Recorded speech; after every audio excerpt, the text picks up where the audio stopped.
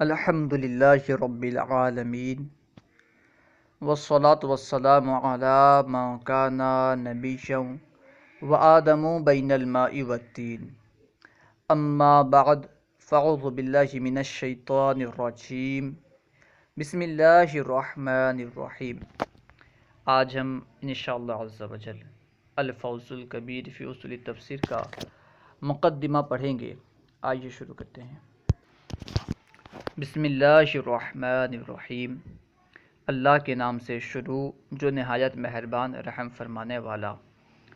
المقدمۃ، اسے المقدمۃ اور المقدمۃ دونوں پڑھ سکتے ہیں، دال کے فتحہ اور دال کے کسرہ دونوں کے ساتھ پڑھ سکتے ہیں۔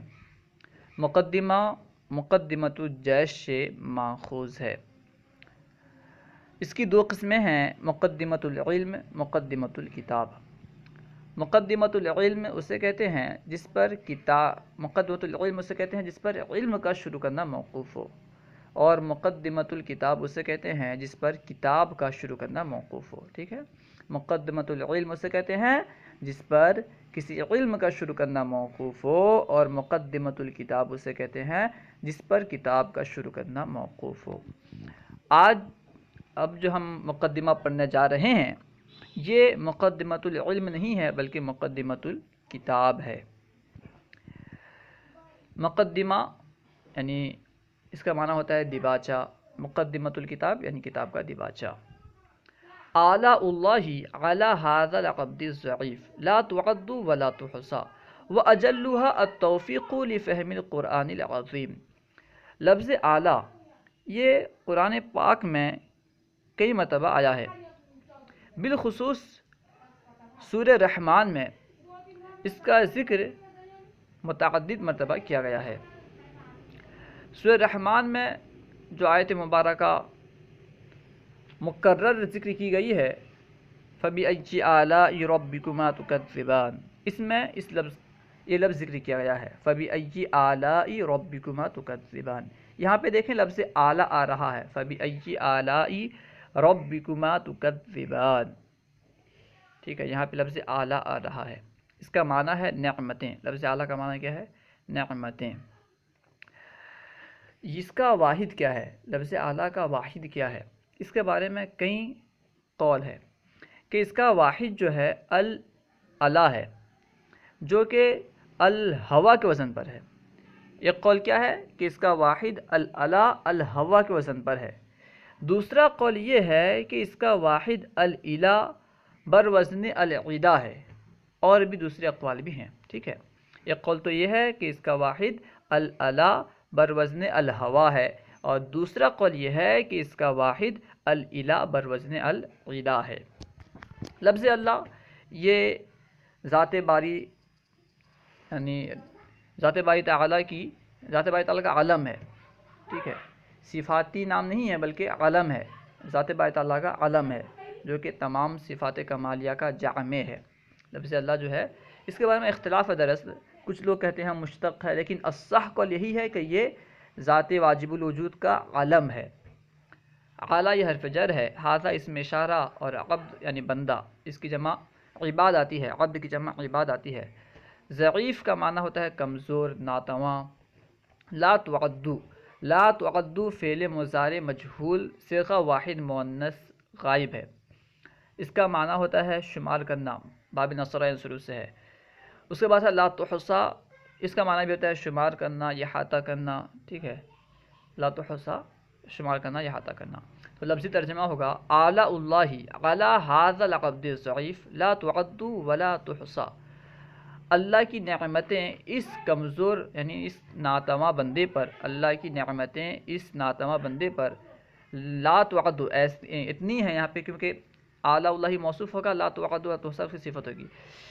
اللہ کی نعمتیں اس کمزور بندے پر اتنی ہیں جسے شمار نہیں کیا جا سکتا اور جس کا احاطہ نہیں کیا جا سکتا۔ اس کو آپ اس طرح کہہ سکتے ہیں کہ اللہ تعالیٰ کی نعمتیں اس کمزور بندے پر بے شمار اور انگنت ہیں۔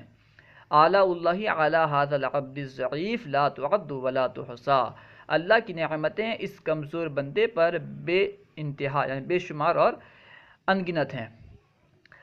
وَأَجَلُّهَا التَّوْفِيقُ لِفَهْمِ الْقُرْآنِ الْعَظِيمِ وَأَجَلُّهَا، اجلو یہ اس میں تفسیر کا صیغہ ہے، ٹھیک ہے، اس کا معنی ہوتا ہے بڑا، اور التوفیق، توفیق کہتے ہیں خیر کی طرف رہنمائی کرنے کو، لِفَهْمِ الْقُرْآنِ الْعَظِيمِ بزرگ قرآن کے سمجھنے کے لیے، فہم کا معنی ہوتا ہے سمجھنا، وَأَجَلُّهَا التَّوْفِيقُ لِفَهْمِ الْقُرْآنِ الْعَظِيمِ اور ان میں سے سب سے بڑی نعمت، یعنی ان نعمتوں میں سے سب سے بڑی نعمت کیا ہے؟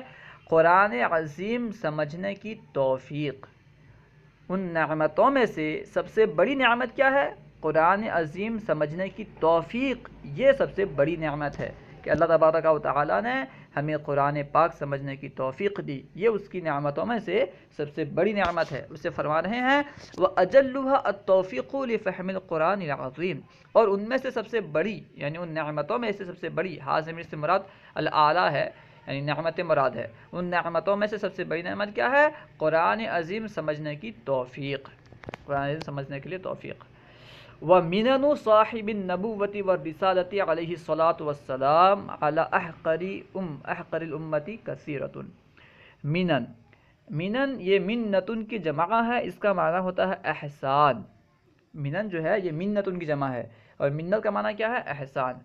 صاحب کا معنی ہوتا ہے ساتھی، اس کی جمع اصحاب آتی ہے، اس کا ترجمہ والا بھی کرتے ہیں، ٹھیک ہے، صاحب مال، مال والا یعنی مالدار، ٹھیک ہے، اور النبوت رسالت، نبی پاک نبی ہونا، رسول ہونا، اور اعلیٰ احقر الامتی، احقر جو ہے یہ بھی اس میں تفسیر کا صیغہ ہے، احقر تھا تو یہ حالت جدی میں ہونے کی وجہ سے احقرہ پڑھیں گے، احقر الامتی، ٹھیک ہے، امت کی جمع امم آتی ہے، کثیرۃ یعنی بہت زیادہ ہیں، اس کا ترجمہ ہوگا وَمِنَنُ صَاحِبِ النُّبُوَّةِ وَالرِّسَالَةِ عَلَيْهِ الصَّلَاةُ وَالسَّلَامُ عَلَى أَحْقَرِ الْأُمَّةِ كَثِيرَةٌ اور نبوت اور رسالت کے صاحب کی نعمتیں، یعنی صاحب نبوت اور صاحب رسالت کی نعمتیں، اس طرح کہہ سکتے ہیں، یعنی نبوت اور رسالت کے جو مالک ہیں، یا پھر یہ کہیں کہ نبی اور رسول، جو نبی صاحب نبوت یعنی نبی اور صاحب رسالت یعنی رسول،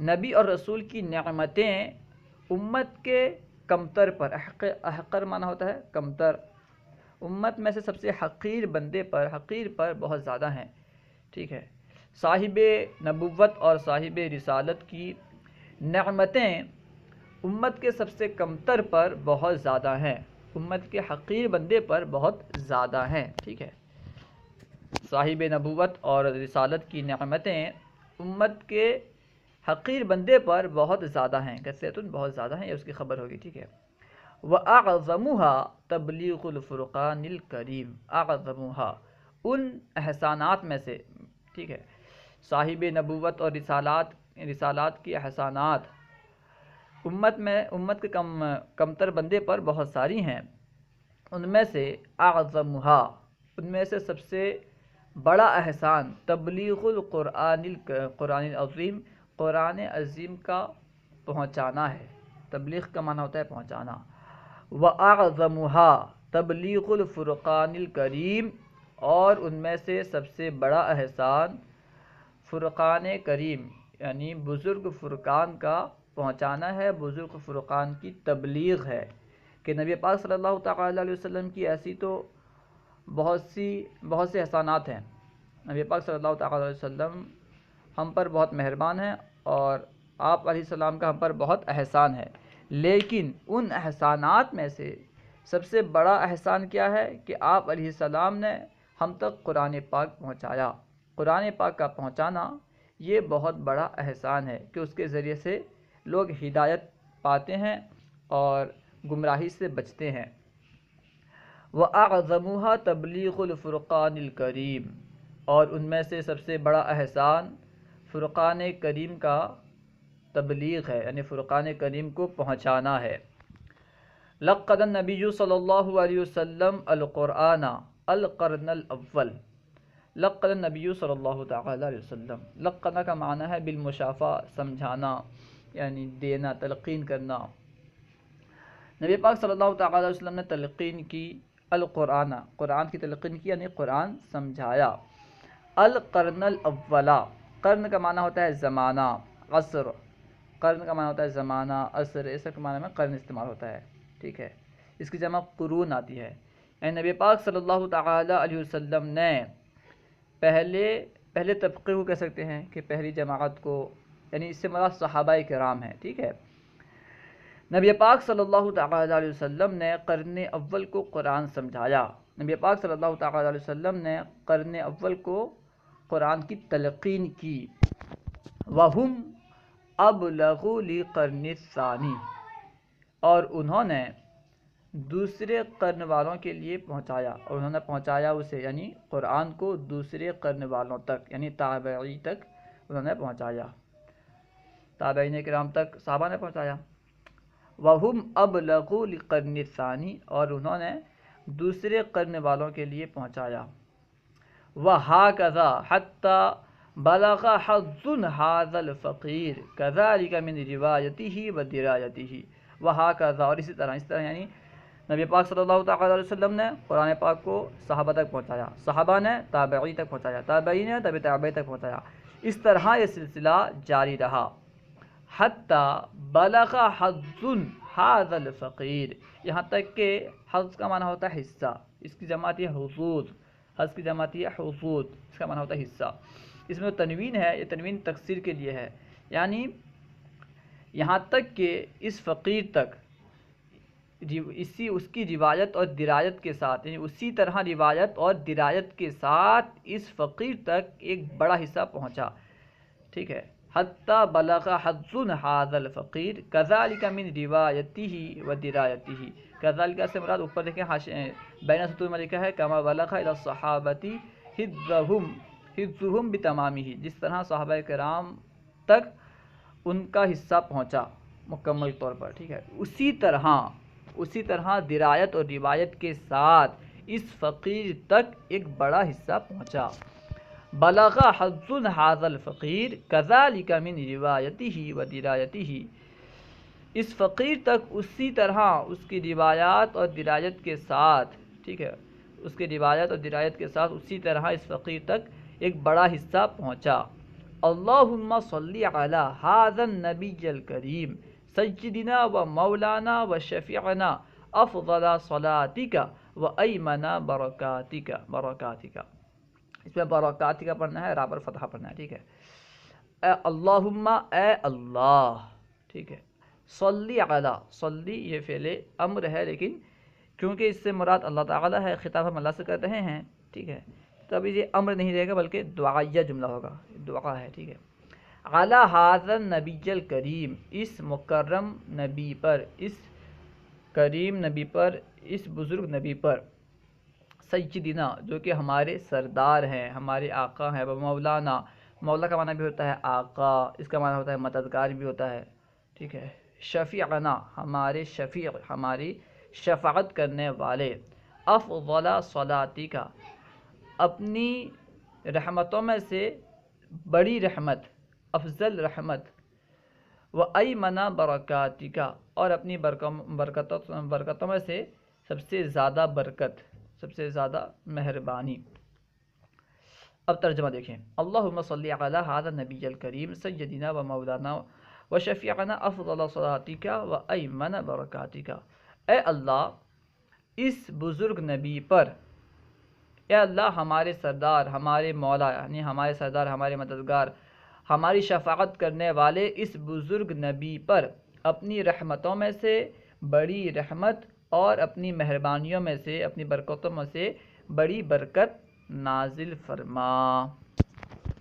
وعلی آلہ و اصحابہ و علماء امتہ اجمعین. وعلی آلہ، اور ان کے آل پر. آل سے مراد کیا ہے، اس میں بھی بہت اختلاف ہے. کچھ لوگوں نے کہا کہ آل سے مراد اہل بیت اطہار ہیں، کچھ لوگوں نے کہا کہ آل سے مراد، لفظ آل جہاں آتا ہے نا، کچھ لوگوں نے کہا کہ آل سے مراد ازواج مطہرات ہیں، یعنی نبی پاک صلی اللہ تعالی علیہ وسلم کی بیویاں مراد ہیں. کچھ لوگوں نے کہا کہ تمام صحابہ مراد ہیں. کچھ لوگوں نے کہا کہ امت کے تمام متقی مراد ہیں. یہ الگ الگ مکان میں، الگ الگ معنی میں استعمال ہوتا رہتا ہے. علی آلہ، اور ان کے آل پر. و اصحابہ، اور ان کے صحابہ پر، یہاں سمجھ میں آ رہا ہے کہ پہلے جو آ رہا ہے یہاں صحابہ مراد نہیں ہے، کیونکہ اس کے بعد صحابہ کا ذکر آ رہا ہے اور علماء کا ذکر آ رہا ہے، تو یہاں پہ جو آل ہے یہ یا تو اہل بیت کے معنی میں استعمال ہے یا ازواج مطہرات کے معنی میں استعمال ہے، ٹھیک ہے۔ اعلیٰ آلہ، اور ان کے آل پر، ان کے آل پر بھی رحمت اور برکات نازل فرما، و اصحابہ، اور ان کے صحابہ پر، ان کے ساتھیوں پر، وعلماء امتہ، اور ان کے امت کے علماء پر، اجمعین، ان کے تمام امت کے علماء پر رحمت و برکات نازل فرما، برحمتک یا ارحم الراحمین، اپنی مہربانیوں سے، یعنی اپنی مہربانی سے، اے ارحم الراحمین، اے مہربانوں میں سے سب سے زیادہ مہربان، اے مہربان کرنے والوں میں سے سب سے زیادہ مہربان، یعنی مکمل ترجمہ ہوگا اے اللہ ہمارے سردار، ہمارے مددگار، ہماری شفاعت کرنے والے مکرم نبی، بزرگ نبی صلی اللہ تعالی علیہ وسلم پر اپنی رحمتوں میں سے افضل رحمت، بہترین رحمت، اور اپنی برکتوں میں سے سب سے عمدہ برکت نازل فرما، اور ان کے آل پر، ان کے ساتھیوں پر، اور ان کے امت کے علماء پر، اے مہربانوں میں سے سب سے بڑے مہربان، اپنے رحمت کے ساتھ، اپنی مہربانی کے ساتھ ان پر رحمت اور برکت نازل فرما۔ اما بعد یعنی حمد و ثناء کے بعد، بعد جو ہے مضاف کا استعمال ہوتا ہے، ٹھیک ہے، یہاں پہ مضاف محذوف ہے۔ اما بعد یعنی حمد و صلاۃ کے بعد، فیقول الفقیر، فیقول فعل مضارع ہے تو فقیر کہتا ہے، ولی اللہ، فقیر سے مراد کون ہے؟ ولی اللہ بن عبد الرحیم، یعنی عبد الرحیم کا بیٹا ولی اللہ، تو عبد الرحیم کا بیٹا ولی اللہ کہتا ہے، یعنی ولی اللہ بن عبد الرحیم کہتا ہے، فقیر ولی اللہ بن عبد الرحیم کہتا ہے، عاملہم اللہ تعالی بلطفہ العظیم، عاملہ یہ معاملہ سے بنا ہے، عاملہ جو ہے یہ ماضی کا صیغہ ہے، یہ معاملہ باب مفاعلہ سے اس کا ماضی کا صیغہ ہے، اللہ تعالیٰ ان کے ساتھ اپنے بڑے مہربانی کا معاملہ فرمائے، اللہ تعالیٰ ان دونوں کے ساتھ اپنے عظیم مہربانی کا معاملہ فرمائے، بڑے مہربانی کا معاملہ فرمائے۔ یہ دعایا کلمات ہے۔ لما فتح اللہ علیہ بابم من فہمی کتابہ المجید اردت ان اجمع و اضبط بعض النکات النافعة التي تنفع الاصحاب فی رسالۃ مختصرۃ۔ لما یعنی جب، فتح اللہ اللہ نے کھولا، فتح یفتح کا معنی ہوتا ہے کھولنا، لما فتح اللہ جب اللہ نے کھولا، علیہ مجھ پر، بابن دروازہ، باب اس کی جمع آتی ہے ابواب، باب کا معنی ہوتا ہے دروازہ، اس کی جمع ابواب آتی ہے، من فہمی کتابہ المجید اپنے بزرگ کتاب کھولنے کا فہم، جب اللہ تبارک و تعالی نے مجھ پر اپنے بزرگ کتاب سمجھنے کے فہم کا دروازہ کھولا، جب اللہ تبارک و تعالی نے مجھ پر اپنے بزرگ کتاب کو سمجھنے کا دروازہ کھولا، اردت میں نے ارادہ کیا، میں نے چاہا، ان اجمع کہ میں جمع کروں، و اضبط اور میں ضبط کروں، بعض النکات النافعۃ بعض ایسے نفع بخش نکتوں کو، نکات جو ہے نکتۃ کی جمع ہے، بعض ایسے نفع بخش مفید نکتوں کو، التی تنفع الاصحاب جو ساتھیوں کو فائدہ دے، فی رسالۃ مختصرۃ مختصر رسالے میں، ٹھیک ہے۔ جب لما فتح اللہ علیہ بابا من فہمی کتابہ المجید اردت ان اجمع و اضبط بعض النکات النافعۃ التی تنفع الاصحاب فی رسالۃ مختصرۃ، جب اللہ تبارک و تعالی نے مجھ پر اپنے بزرگ قرآن کو سمجھنے کا دروازہ کھولا تو میں نے ارادہ کیا کہ میں ایک مختصر رسالے میں ایسے بعض نفع بخش نکات کو جمع کروں اور ضبط کروں جو ساتھیوں کو فائدہ دے، جو ساتھیوں کے لیے مفید ہو۔ والمرجو من لطف اللہ الذی لا انتہا لہ، والمرجو اور امید ہے اللہ تبارک و تعالی کے لطف سے، مہربانی سے، لا انتہا لہ جس کا کوئی انتہا نہیں، جس لطف کے لیے، جس مہربانی کا کوئی انتہا نہیں. والمرجو، ٹھیک ہے، ایسے والمرجو من لطف اللہ الذی لا انتہا لہ، اور اللہ تعالیٰ کی مہربانی سے امید کرتے ہوئے جس کی کوئی انتہا نہیں ہے. این یفتح، امید کرتے ہیں، امید ہے، اس طرح کرنے، ٹھیک ہے. اور اللہ تبارک و تعالیٰ کی مہربانی سے، یعنی جس کی کوئی امید نہیں ہے، جس کی کوئی انتہا نہیں ہے، لا انتہا، جس کی کوئی انتہا نہیں ہے، اور اللہ تبارک و تعالیٰ کی مہربانی سے جس کی کوئی انتہا نہیں ہے، اس سے امید کرتے ہوئے این یفتح، کہ وہ کھول دے، لی طلبۃ العلم، طالب علموں کے لیے، لی طلبۃ العلم، طالب علموں کے لیے، بمجرد فہمی هذه القواعد، صرف ان قاعدوں کو سمجھنے کے ذریعے، جو قاعدے یہاں بیان ہوں گے، اس کتاب میں بیان ہوں گے، تو کہ اللہ تبارک و تعالیٰ سے امید ہے کہ وہ صرف انہی قاعدوں کو سمجھنے سے ایک بڑا راستہ کھول دے. شارع کا معنی ہوتا ہے راستہ. قرآن کریم کے معانی سمجھنے میں ایک بڑا راستہ کھول دے، ایک کشادہ راستہ کھول دے. اسی کو بیان کر رہے ہیں. والمرجو من لطف اللہ الذی لا انتہا لہ ان یفتح لطلبۃ العلم بمجرد فہم هذه القواعد شارعا واسعا فی فہم معانی کتاب اللہ. اور اللہ تعالیٰ کے اس مہربانی سے امید کرتے ہوئے جس کی کوئی انتہا نہیں، کہ وہ طالب علموں کے لیے صرف ان قواعد کو سمجھنے سے، صرف ان قواعد کو سمجھنے سے ان کے لیے کھول دے. کیا کھول دے؟ شارعا واسعا، ایک کشادہ راستہ. کس چیز کا کشادہ راستہ؟ فی فہمی معانی کتاب اللہ، اللہ کی کتاب کے معانی کو سمجھنے میں ایک کشادہ راستہ کھول دے. اللہ تعالیٰ سے امید کرتے ہوئے، یا پھر اللہ تعالیٰ سے امید ہے، اللہ تعالیٰ کی مہربانی سے امید ہے کہ جس کی کوئی انتہا نہیں، کہ وہ وہ طالب علموں کے لیے صرف ان قواعد کو سمجھنے سے کتاب اللہ کے معانی کو سمجھنے میں کشادہ راستہ کھول دے. ٹھیک ہے. وَإِن كَانُوا يَصْرَفُونَ عُمُرَهُمْ فِي مُطَالَعَةِ التَّفْسِيرِ وَيَقْرَؤُونَ عَلَى الْمُفَسِّرِينَ وَعَلَى أَنَّهُمْ أَقَلُّ قَلِيلٍ فِي هَذَا الزَّمَانِ فَلَمْ يَتَحَصَّلْ لِهَذَا بِهَذَا الضَّبْطِ وَالرَّبْطِ. وَإِن كَانُوا يَصْرَفُونَ، اگر وہ صرف کر دیں، وَإِن كَانُوا يَصْرَفُونَ، اگر وہ صرف کر دیں، عُمُورَهُمْ، اپنی زندگی کو، اپنی عمر کو، فی مطالعۃ التفاسیر، تفسیروں کے مطالعے میں، اگر طلباء تفسیروں کے مطالعے میں اپنی عمر کو صرف کر دیں، گزار دیں، وَيَقْرَؤُونَ عَلَى الْمُفَسِّرِينَ، اور مفسرین کے پاس پڑھنے میں اپنے عمر کو صرف کر دیں، خرچ کر دیں، وَعَلَى أَنَّهُمْ أَقَلُّ قَلِيلٍ فِي هَذَا الزَّمَانِ، اگرچہ وہ اس زمانے میں بہت کم ہیں. یعنی اس طرح، یعنی اپنے عمر کو تفاسیر پڑھنے میں اور مفسرین کے پاس پڑھنے میں گزارنے والے اگرچہ اس زمانے میں بہت کم ہیں.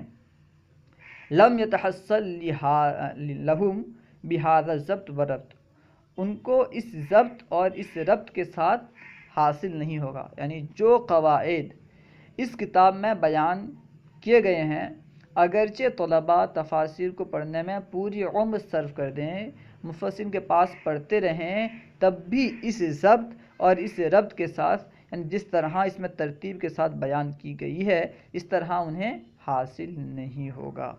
وہی بیان کر رہے ہیں.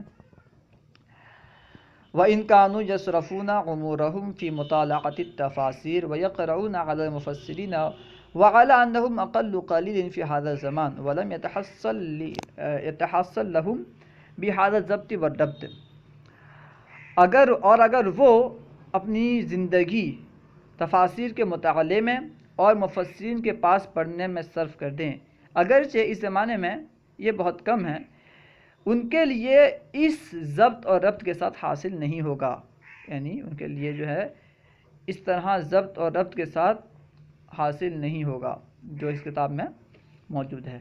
وَسَمَّيْتُهَا بِفَوْزِ الْكَبِيرِ فِي اُصُولِ التَّفْسِيرِ، اور میں نے اس کا نام فوز الکبیر فی اصول التفسیر رکھا. الفوز کا معنی ہوتا ہے کامیابی، الفوز الکبیر بڑی کامیابی، فی اصول التفسیر تفسیر کے اصول میں. وما توفیقی الا باللہ، اور میری توفیق تو بس اللہ ہی سے ہے. وما توفیقی، اور میری توفیق نہیں ہے، الا باللہ، اللہ ہی سے، مگر اللہ ہی سے. وما توفیقی الا باللہ، اور میری توفیق نہیں ہے مگر اللہ ہی سے. علیہ توکلت وہو حسبی ونعم الوکیل. علیہ توکلت، میں نے اسی پر بھروسہ کیا. وہو حسبی، اور وہ مجھے کافی ہے. ونعم الوکیل، اور بہترین کارساز ہے، بہترین کام بنانے والا ہے.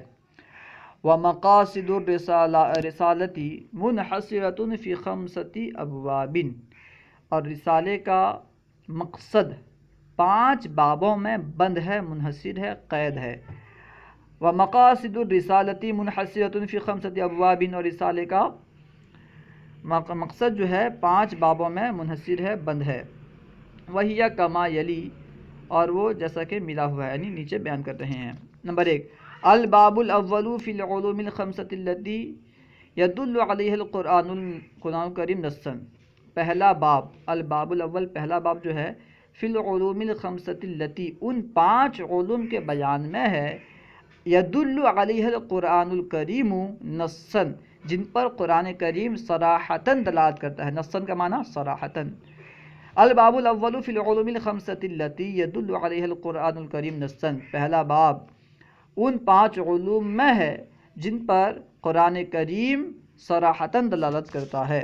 حتیٰ کأن القرآن نزل بالإصالة لهذا العلوم الخمسۃ، یہاں تک کہ گویا کہ قرآن کریم ان 5 علوم کے لیے اصلاً نازل ہوا. گویا کہ قرآن کریم ان 5 علوم کے لیے بالإصالت نازل ہوا، اصلاً نازل ہوا. نمبر 2، الباب الثانی، دوسرا باب کس بیان میں ہے اسے بیان کر رہے ہیں. الباب الثانی، دوسرا باب، فی وجوہ خفاہ نظم القرآن بالنسبۃ الی افہام اہل ھذا العصر، یعنی اس زمانے والوں کے سمجھانے کے لیے، اس زمانے والوں کو سمجھانے کے طرف نظر کرتے ہوئے. بالنسبت کا معنی نظر کرتے ہوئے کرنا، ٹھیک ہے. الباب الثانی فی وجوہ خفاہ نظم القرآن بالنسبۃ الی افہام اہل ھذا العصر، اس زمانے والوں کو سمجھانے کی طرف نظر کرتے ہوئے قرآن کریم کے نظم کی پوشیدگی کی صورتوں میں. اس زمانے والوں کو سمجھانے کی طرف نظر کرتے ہوئے قرآن کریم کے نظم کی پوشیدگی کی صورتوں میں، یعنی قرآن کریم کی نظم کس طرح پوشیدہ ہوتی ہے اسے معنی، ٹھیک ہے. قرآن کریم کے نظم کی پوشیدگی کے صورتوں میں یہ باب ہے. اس زمانے والوں کو سمجھانے کی طرف نظر کرتے ہوئے قرآن کریم کے نظم کی خفا کی صورتوں میں، نظم کے پوشیدگی کی صورتوں میں. اس کے بعد ہے تجلی ہے، ٹھیک ہے، تجلی سے تجلیتها باوضح بیان، اور واضح بیان کے ساتھ اسے روشن کرنے میں. اولاً تو زمانے والوں کی رعایت کرتے ہوئے، زمانے والوں کی طرف نسبت کرتے ہوئے قرآن کریم کے نظم میں کیا پوشیدہ ہے، کیا کیا خفا ہے، ٹھیک ہے، اسے بیان کیا گیا ہے. خفا کی صورتیں، وجوہات وغیرہ بیان کی گئی ہیں. اس کے بعد واضح بیان کے ساتھ اسے روشن کیا گیا ہے. جو خفا ہے اسے روشن کیا گیا ہے، اسے منور کیا گیا ہے. وتجلیتها باوضح بیان، اور واضح بیان کے ساتھ اسے منور کرنے کے بیان میں ہے، روشن کرنے کے بیان میں ہے. تجلی کا معنی روشن کرنا، ٹھیک ہے. اس کے بعد ہے نمبر 3 میں الباب الثالث، تیسرا باب ہے، فی بیان لطائف نظم القرآن والاسلوب القرآن البدیع، قرآن کریم کے لطائف کے بیان میں، قرآن کریم میں جو لطائف وغیرہ ہیں اس کے بیان میں، ٹھیک ہے. لطائف سے مراد یہ لطیفے جو بیان کرتے ہیں وہ لطیفے نہیں، ٹھیک ہے، نکات وغیرہ سمجھ لیجئے. لطائف کے بیان میں، قرآن کریم میں جو لطائف ہیں ان کے بیان میں عجیب و غریب باتیں ہیں. فی بیان لطائف نظم القرآن، قرآن کریم کا جو نظم ہے، جو عبارت ہے، عبارت میں کیا لطائف ہیں، یعنی اسی طرح کیوں ہے، اس کی وجوہات کیا ہیں. فی بیان لطائفی نظم القرآن، قرآن کریم کے نظم کی لطائف کے بیان میں، اور انوکھے قرآنی اسلوب کے بیان میں، قرآن کریم کا جو اسلوب ہے، جو بیان کرنے کا انداز ہے، اس کے بیان میں۔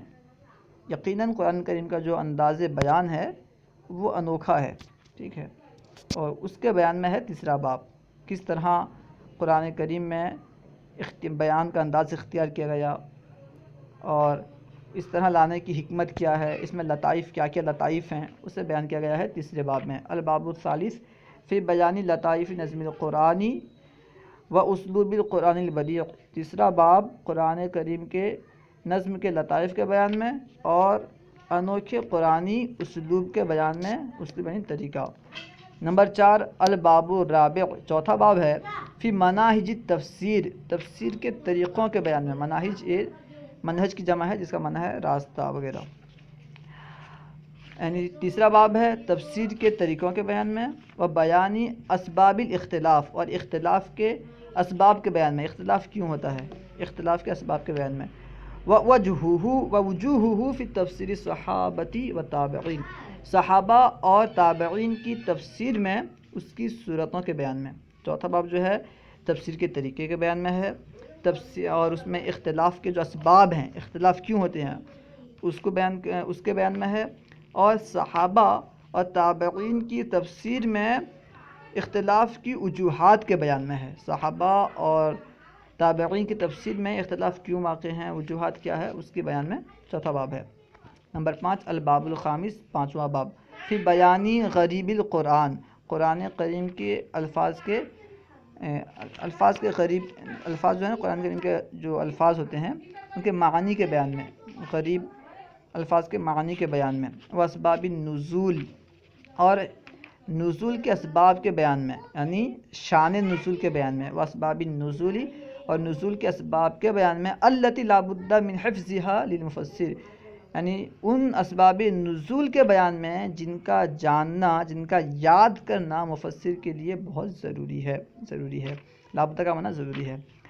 وَيُحْضَرُ بِدُونِهَا الْخَوْضُ فِي التَّفْسِيرِ، اور اس کے علاوہ، یعنی جن اسباب نزول کے علاوہ، یعنی شان نزول کے علاوہ تفسیر میں غور و خوض کرنا، تفسیر میں غور کرنا منع ہے، ٹھیک ہے، ان کے بیان میں ہے پانچواں باب قرآن کریم کے الفاظ کے غرائب کے بیان میں، غرائب الفاظ جو غریب الفاظ ہیں ان کے معانی بیان کرنے میں، اور ان شان نزول کو بیان کرنے میں ہے جن کو یاد کرنا مفسر کے لیے بہت ضروری ہے، بلکہ اس کے بغیر تفسیر میں غور کرنا منع ہے۔ اللہ و رسولہ اعلم۔ اگر کوئی بات آپ کو سمجھ میں نہ آئی ہو تو ضرور سوال کریں، انشاءاللہ عز و جل ممکنہ صورت میں جواب دیا جائے گا۔ اگر کہیں کوئی خطا پائیں تو ضرور اصلاح فرمائیں، انشاءاللہ عز و جل آئیں بائیں شائیں قطع نہیں، انشاءاللہ عز و جل شکریہ کے ساتھ رجوع کرتا پائیں گے۔ السلام علیکم ورحمۃ اللہ وبرکاتہ۔